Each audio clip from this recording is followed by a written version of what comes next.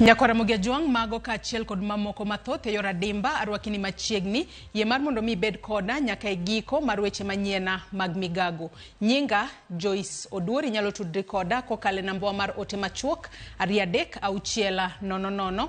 Facebook ibiro yudowa achiel kachiel Ramogi TV X @Ramogi TV. Kan bende nyalo tudri koda e Facebook page mara ibiro yuda Joyce Oduor, mbui mara mar X ibiro yuda @JoyceOduor_.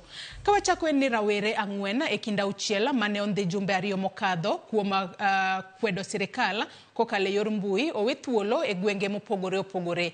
Billy Mwangi mane ondhi e boma ma Embu tarik 21 dwe mar 12 higa mokadho owe thuolo kinyi makawuono kendo koro en pacho kod anyuola mare.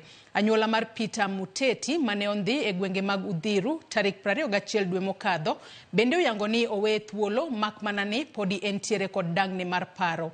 Familia mar Bernard Kavuli mane ondhi Ngonga tarik 22 dwe mokadho bende oyango ni wuodgi oyudore e gwenge mag Moi's Bridge e kaunti ma Uasin Gishu okinyi makawuono. Roni Kibet mane ondhi kanyakla kod owadgi Kibet Bull otudore kod familia mare kowacho ni jogo mane ondhiye owe thuolo Machakos, kata kamano okia kuma owadgi Kibet Bull nitiere. Huma mar Kibet Bull ne olandore mbui tok kane okeyo machinglo mag kwedo jatend piny William Ruto e mbui. Rawere ang'wen go owe thuolo tok doho golo chik mondo owe thuolo rawere auchiel mane ondhi kendo nyiso Inspector General mar obila Douglas Kanja mondo ochwalgi e doho jumani. Kalia na mimi maombi yetu yote